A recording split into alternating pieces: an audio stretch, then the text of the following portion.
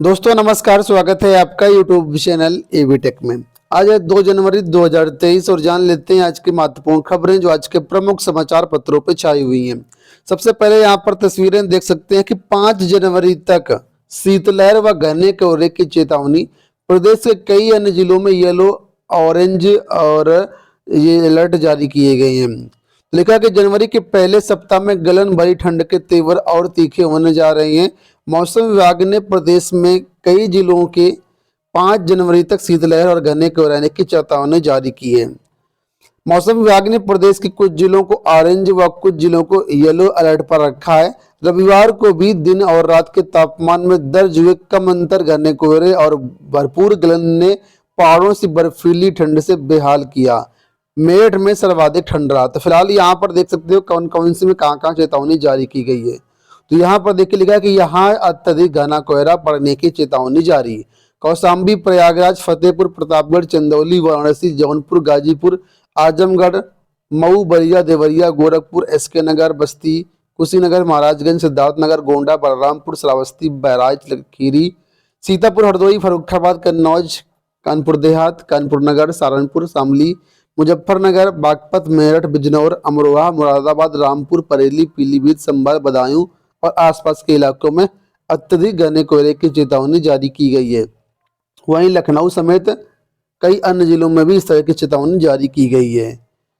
तो मौसम काफी कुछ बिगड़ने वाला है। आप लोग जानते हैं जनवरी में तो भरपूर ठंड पड़ती है, तो उसी का यहाँ पर देख सकते हैं, उसी के तहत इस तरीके से चेतावनी जारी की गई है। बढ़ते हम लोग दूसरी अपडेट की तरफ। यहाँ पर एक तस्वीर देख सकते हैं कि देश में बेरोजगारी 16 माह के उच्च स्तर पर, शहरों में बढ़ी पर ग्रामीण इलाकों में आई कमी। देश में बेरोजगारी पिछले साल दिसंबर में बढ़कर के 16 महीने के उच्च स्तर पर पहुंच गई। इस दौरान बेरोजगारी दर 8.3% रही, जो नवंबर 2022 में 8% रही थी। हालांकि ग्रामीण बेरोजगारी दर में यहाँ पर गिरावट आई है। अगली देखिए यहाँ पर अपडेट है आंगनवाड़ी भर्तियों को लेकर के। 52,000 ग्रामीण महिलाओं को मिलेगा नौकरी का तोहफा।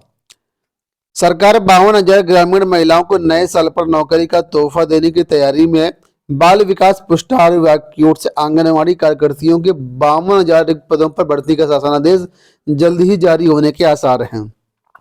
इस पद भर्ती के लिए शैक्षिक योग्यता इंटरमीडिएट पास होना अनिवार्य है। जहां पद रिक्त है उसी ग्राम सभा का मूल निवासी होना चाहिए। आय, जाति, निवास प्रमाण पत्र सहित ऑनलाइन आवेदन करना होगा। वर्ष 2012 के बाद से आंगनवाड़ी कार्यकर्ती के पद पर भर्ती नहीं हुई है। पहले इस पद पर भर्ती के लिए शैक्षिक योग्यता हाई स्कूल थी, मगर पिछले साल संशोधित करके इसको इंटर कर दिया गया है। कार्यकर्ती की बात करें तो 1,89,897 पद स्वीकृत है। इनमें से करीब 52,000 पद देहात व 60 साल की उम्र पूरी होने पर सेवानिवृत्त होने, नौकरी छोड़ देने से रिक्त चल रहे हैं। तमाम जिलों में एक एक कार्यकर्ती पर केंद्रों की जिम्मेदारी है। तो कहने का मतलब है 52,000 आंगनवाड़ी भर्तियां देखने को मिलेगी नए साल में आपको। बोर्ड परीक्षाओं को लेकर के यहाँ पर अपडेट है कि 10वीं 12वीं की प्रैक्टिकल परीक्षा आज से निर्देश जारी। सीबीएसई के 10वीं और 12वीं बोर्ड की प्रैक्टिकल परीक्षा प्रोजेक्ट आंतरिक मूल्यांकन प्रक्रिया सोमवार से शुरू हो रही है। बोर्ड के चेयरमैन निधि छिब्बर ने प्रधानाचार्य को लिखे पत्र में कहा कि बोर्ड 10वीं और 12वीं के लिए 2 जनवरी से 14 जनवरी तक प्रैक्टिकल परीक्षा प्रोजेक्ट आंतरिक परीक्षा मूल्यांकन आयोजित करेगा। बोर्ड से देश और विदेश में 28,000 से अधिक स्कूल संबद्ध हैं और इन सब की जो प्रैक्टिकल परीक्षाएं वो आज से शुरू हो रही है। यहाँ पर बात हो रही है सीबीएसई बोर्ड की। एक महत्वपूर्ण अपडेट यहाँ पर है, देखिए विभिन्न भर्तियों को लेकर के, जैसे कि एलटी गेट भर्ती, असिस्टेंट प्रोफेसर भर्ती, एपीएस भर्ती। लिखा कि आर्ता ने फंसाया पेच, नौकरी के इंतजार में बीता साल। आर्ता एवं अन्य विवादों के कारण तमाम भर्तियां पूरी नहीं हो पाई और नौकरी के इंतजार में अभ्यर्थियों का पूरा साल बीत गया। इनमें एलटी गेट हिंदी विषय के चयनित अभ्यर्थी, असिस्टेंट प्रोफेसर विधि के अभ्यर्थी, अपर निजी सचिव के अभ्यर्थी और कई अन्य अभ्यर्थियों के जो अभ्यर्थी हैं वो शामिल हैं। इन अभ्यर्थियों को अब नए साल में राहत मिलने की उम्मीद है। तो आप लोग जानते होंगे 2018 में एलटी गेट के अंतर्गत 10,768 पदों पर भर्ती का विज्ञापन जारी हुआ था। ये भर्ती 15 विषयों में थी। हिंदी विषय में 1433 पद थे और आयोग ने सभी विषयों का चयन परिणाम जारी कर दिया, लेकिन हिंदी विषय में आर्ता के विवाद को लेकर के करीब 474 अभ्यर्थियों की नियुक्ति फंसी हुई है। वहीं कला की बात कर लेते तो 470 पद थे, इनमें पुरुष के 192, महिला के 278 पद शामिल थे। इस विषय में भी आर्ता विवाद के कारण करीब 90 चयनित अभ्यर्थियों की फाइलें जो है निदेशालय में अटकी हुई हैं। आयोग की ओर से 2 बार संस्तुति भेजी गई, लेकिन निदेशालय को शासन से दिशा निर्देश मिलने का इंतजार है, वहीं अभ्यर्थी नियुक्ति के इंतजार में भटक रहे हैं। इसी तरीके से असिस्टेंट प्रोफेसर विज्ञापन संख्या 50 के तहत करीब 2000 पदों पर भर्ती आई थी। प्रश्नों के विवाद के कारण विधि की लिखित परीक्षा का परिणाम संशोधित करना पड़ा। 41 पदों पर भर्ती के लिए इंटरव्यू 4 और 5 जनवरी को लगाए गए हैं। अब नए साल में ही इनको नियुक्ति मिलेगी। वहीं पर लोक सेवा आयोग की बात करें तो एपीएस भर्ती परीक्षा 2013 के मामले में भी परीक्षा निरस्त किए जाने के बाद भर्ती प्रक्रिया को आगे नहीं बढ़ाया गया है। अभ्यर्थी साल भर लोक सेवा आयोग के चक्कर काटते रहे। अब इन अभ्यर्थियों को भी 2023 से ही कुछ उम्मीद दिखाई दे रही है। अब नए साल में अभ्यर्थियों को क्या उम्मीदें, तो यहाँ पर देखिए बताया गया कि पिछले साल नौकरी के लिए भटकने के बाद अभ्यर्थियों को 2023 से कुछ उम्मीदें हैं। अशासकीय सहायता प्राप्त महाविद्यालय में 34 विषयों में 1017 असिस्टेंट प्रोफेसर की भर्तियां आई हुई हैं। इनकी ज्वाइनिंग उम्मीद है कि इस साल हो जाएगी। साथ में टीजीटी पीजीटी की बात करते हैं तो 3539 पद टीजीटी के, 624 पद प्रवक्ता यानी पीजीटी के हैं। इसके अलावा पीसीएसजे के अंतर्गत 303 पदों पर भर्तियां होंगी। एलटी गेट की बात करते हैं तो एलटी गेट के बारे में अब बताया गया है कि करीब 5418 पदों पर भर्तियां होंगी। प्रवक्ता के 400 पदों का दियाचन मिल चुका है। नए साल में ये भर्तियां देखने को मिलेंगी।